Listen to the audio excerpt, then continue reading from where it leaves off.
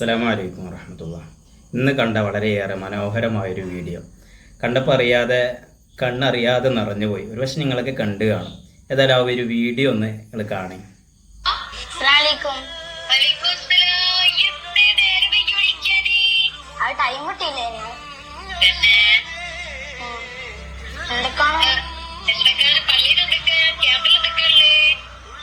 ക്യാമ്പില് പ്രസംഗം ഇന്ന് ഞാൻ മഗ്‌രിബിന് പ്രധാന പ്രസംഗമൊക്കെ നടത്തും. ഓ ഉമ്മ, ഞാൻ പിന്നെ വേറെ ഇമ്പോർട്ടന്റ് കാര്യം പറയാൻ വിളിച്ചതാ. ഉമ്മക്ക് ഉപ്പൊക്കെ വേണ്ടി ഞാനൊരു സ്വർഗത്തിലൊരു കൊട്ടാരം ഉണ്ടാക്കി വെച്ചത്. ഉമ്മക്ക് ഉപ്പൊക്കെ വേണ്ടിട്ട് ഞാനൊരു സ്വർഗത്തിലൊരു കൊട്ടാരം ഉണ്ടാക്കി വെച്ചത്. കരയല്ലേ?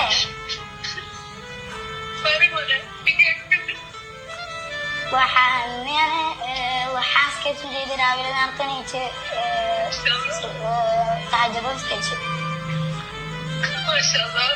തഹജ്ജുദിന് ശേഷം ഞങ്ങൾക്ക് വേണ്ടി കുറെ ദുആവും ചെയ്തു. എന്ത് രസമല്ലേ കേട്ടിരിക്കുകയാണ്. എത്രമാത്രം സന്തോഷമുള്ള ഒരു സംസാരം.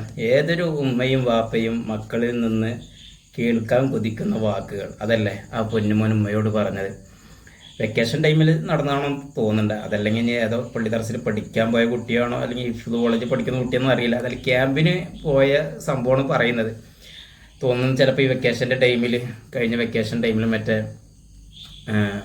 ഏതെങ്കിലും സ്ഥാപനങ്ങളിൽ ക്യാമ്പിന് പോയത് സമയത്തുള്ളതോ മറ്റോ ആയിരിക്കുമെന്ന് തോന്നുന്നു. ഏതായാലും ആ കുട്ടി ഉമ്മാക്ക് വിളിച്ചിട്ട് ഉമ്മാനോട് പറയുന്ന കാര്യങ്ങൾ, പഠിച്ചോനെ ഉമ്മാക്കും ഉപ്പാക്കും വേണ്ടി ഞാനൊരു സ്വർഗത്തിലൊരു വീട് നിർമ്മിച്ചിട്ടുണ്ട്.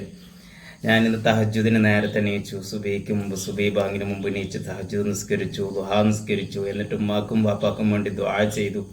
അല്ലാഹുവേ, എത്രമാത്രം ഒരു ഉമ്മയും ഉപ്പയും എത്രമാത്രം അത് കേൾക്കുമ്പോൾ എത്രമാത്രം സന്തോഷിക്കുന്നുണ്ടാവും. ഈ ഏതാ കാലഘട്ടത്തും കൂടി നമ്മളൊന്ന് ചിന്തിക്കണ്ടേ. ഉമ്മയെയും ഉപ്പയെയും ക്രൂരമായി വേദനിപ്പിക്കുന്ന, ലഹരിക്ക് വേണ്ടി സ്വന്തം ഉമ്മയെ കൊലപ്പെടുത്തുന്ന മക്കളുള്ള ഈ ഒരു കാലഘട്ടം. അങ്ങനെ അടുത്ത കാലത്ത് നമ്മൾ എത്ര വാർത്തകൾ കേട്ടിട്ടുണ്ട്. ലഹരിക്ക് ക്യാഷ് കൊടുക്കാത്തതിൻ്റെ പേരിൽ സ്വന്തം ഉമ്മയെ വീട്ടിൽ കൊലപ്പെടുത്തിയ മക്കളെക്കുറിച്ച്. അതുപോലെ തന്നെ ഞാൻ മുന്നൊരു വീഡിയോയിൽ പറഞ്ഞിട്ടുണ്ടായിരുന്നു, പ്രായമായ ഉമ്മ, മറവി രോഗം മറ്റൊക്കെയുള്ള ഉമ്മ രാത്രി പായിൽ മൂത്രമൊഴിച്ചു എന്നതിൻ്റെ പേരിൽ സ്വന്തം മക്കൾ ഉമ്മയുടെ ശരീരത്തിൻ്റെ പല ഭാഗത്തും മുളകരച്ച് തേച്ച വാർത്തകൾ കേൾക്കുന്ന ഈ ഒരു കാലത്താണ്.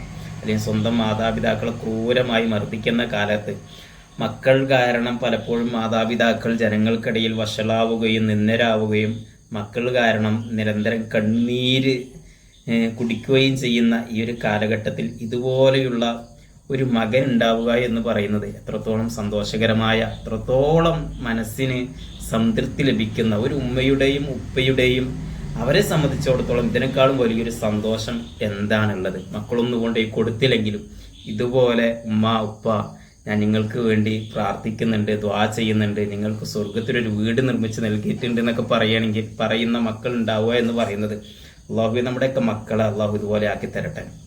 ഇതുപോലെ നമുക്ക് മക്കളെ വളർത്താൻ വേണ്ടി കഴിയണം.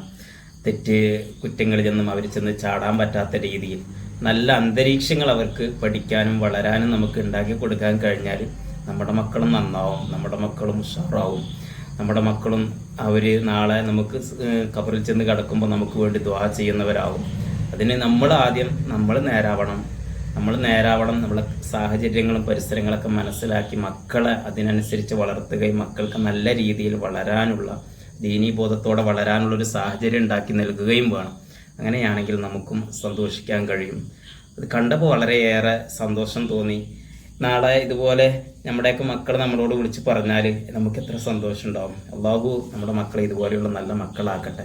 ഇനി വിളിച്ച് പറഞ്ഞില്ലെങ്കിലും നമ്മളൊക്കെ മരണപ്പെട്ട് ഖബറിൽ ചെന്ന് കിടക്കുന്ന സമയത്ത് നമുക്ക് വേണ്ടി ദുആ ചെയ്യുന്ന മക്കൾ കാരണം ഖബറിലും സ്വർഗത്തിലും ഒക്കെ നമുക്ക് സന്തോഷിക്കാൻ കഴിയുന്ന ഒരു അവസ്ഥ ഉണ്ടാവുകയാണെങ്കിൽ അതല്ലേ നമുക്ക് മക്കളെ കൊണ്ട് കിട്ടാൻ പറ്റുന്ന ഏറ്റവും വലിയ വിജയം എന്ന് പറയുന്നത്. മക്കളെ കൊണ്ട് കിട്ടാൻ പറ്റുന്ന ഏറ്റവും വലിയ സന്തോഷം. അള്ളാഹു ആ പൊന്നുമോൻ ആ മകൻ അള്ളാഹു ആഫിയത്തുള്ള ദീർഘായുസ്സ് നൽകട്ടെ. ധാരാളം നന്മകൾ ചെയ്യാൻ അള്ളാഹു തൗഫീഖ് നൽകട്ടെ. ആ മാതാപിതാക്കൾക്കും അള്ളാഹു ഖൈറും ബറക്കത്തും നൽകട്ടെ.